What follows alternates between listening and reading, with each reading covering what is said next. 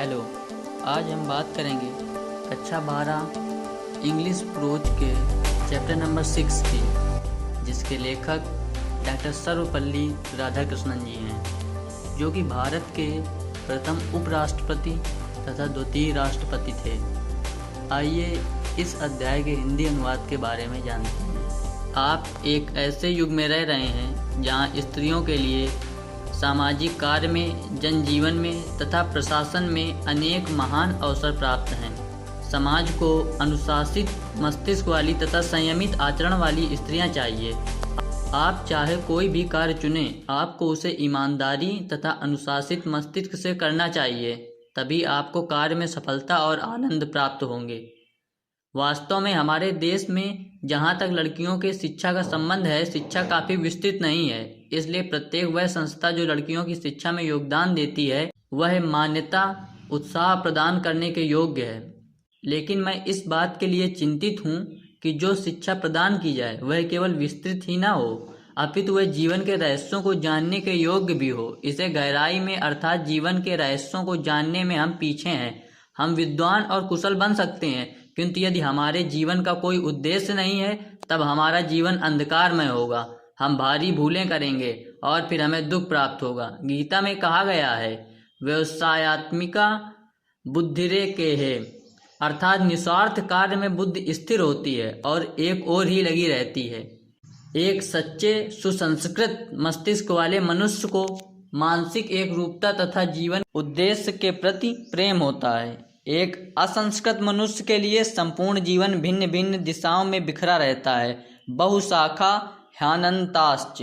अतः यह आवश्यक है कि वह शिक्षा जो आप इन संस्थाओं में प्राप्त कर रहे हैं, वह आपको केवल ज्ञान और कुशलता ही प्रदान न करे, अपितु आपको जीवन का एक निश्चित उद्देश्य भी दे। वह निश्चित उद्देश्य क्या हो, यह आपको सोचना है। यह कहा जाता है कि विद्या विवेक प्रदान करती है। विमर्श रूपिणी विद्या आपको यह ज्ञान प्रदान करती है कि जिससे आप यह तय करें कि क्या उचित है। वह आपको अनुचित बातों से बचने में सहायता करेगी। इसलिए आपको यह पता लगाने की कोशिश करनी चाहिए कि इस पीढ़ी में आपसे क्या अपेक्षित है। एक वह उद्देश्य जो सदियों से ठीक रहा है, वह हमारे देश और संसार की तेजी से बदलती हुई परिस्थितियों में ठीक नहीं भी हो सकता है। इसलिए वह उद्देश्य जो आप अपनाएं, वह वर्तमान पीढ़ी की आवश्यकताओं के अनुरूप होना चाहिए। जब भी हम कोई कार्य आरंभ करते हैं, तब हम अपने मंत्रों का उच्चारण करते हैं और उस कार्य को समाप्त करते समय शांति शांति कहते हैं। अध्यापक तथा शिष्यों से यह आशा की जाती है कि वे एक दूसरे से घृणा करने से बचें। दया एक ऐसा गुण है जो पुरुषों की अपेक्षा स्त्रियों में अधिक पाया जाता है। हाल ही में मैंने एक पुस्तक पढ़ी है जिसमें स्त्रियों को गुणों के ह्रास के बारे में पढ़ा मैंने, और उसका मुख्य कारण है दया की भावना का ह्रास। दूसरे शब्दों में, स्त्री का प्राकृतिक गुण दया है। यदि आप में दया नहीं है तो आप मनुष्य नहीं हैं। इसलिए प्रत्येक प्राणी के लिए यह आवश्यक है कि उसे अपने से दूसरे का ध्यान रखने की भावना, दया और सहानुभूति के गुण पैदा करने चाहिए। इन गुणों के बिना हम मानव कहलाने के योग्य नहीं हैं, बल्कि केवल नर पशु और अधिक कुछ नहीं। एक प्रसिद्ध कविता है जो हमें बताती है कि संसार विश्व वृक्ष है। इस अपूर्ण विश्व में अर्थात संसार में अद्वितीय गुणों के दो फल हैं। वे हैं अपनी महान साहित्यिक कृतियों का अध्ययन और महान विचारकों के साथ एक रूपता। यही वे दो बातें हैं जो मनुष्य के हृदय और मस्तिष्क को बदल देती हैं। मैं इस बात के लिए उत्सुक हूँ कि हम अपनी महान कृतियों का अध्ययन करें, देश की उन सभी महान कृतियों का जो हमें विरासत में प्राप्त हुई हैं। एक उपनिषद के छोटे से कथन में एक प्रश्न किया गया है, अच्छे जीवन का सार क्या है? शिक्षक उत्तर देता है, क्या तुमने उत्तर नहीं सुना? बादलों की गड़गड़ाहट होती है, दा दा दा।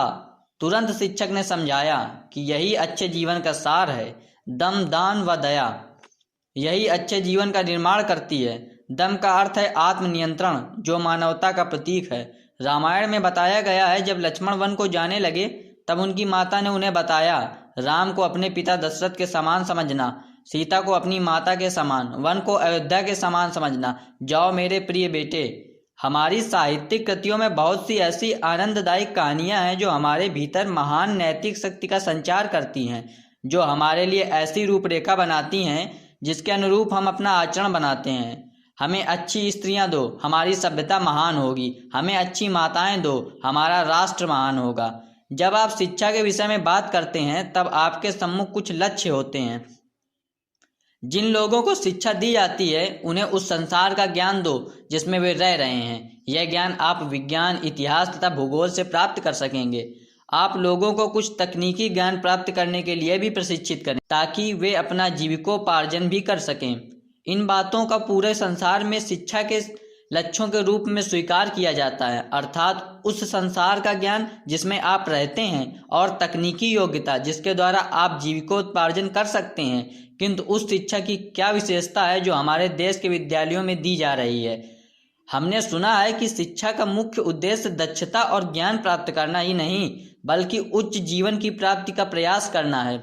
एक ऐसे संसार के निर्माण का प्रयास जो स्थान व समय के परे हो।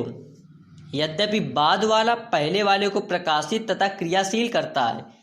यही शिक्षा का मुख्य उद्देश्य रहा है। सदियों तक हमने स्त्री जाति की उपेक्षा की। परंपरा संभवतः इससे भिन्न रही है। पराकल्पेषु नारीणाम मंदिरा वंदना नाम निश्चिता अध्यापनाच वेदा नाम गायत्री वाचा नाम तथा। प्राचीन समय में हमारी स्त्रियों में उपनयन संस्कार होता था।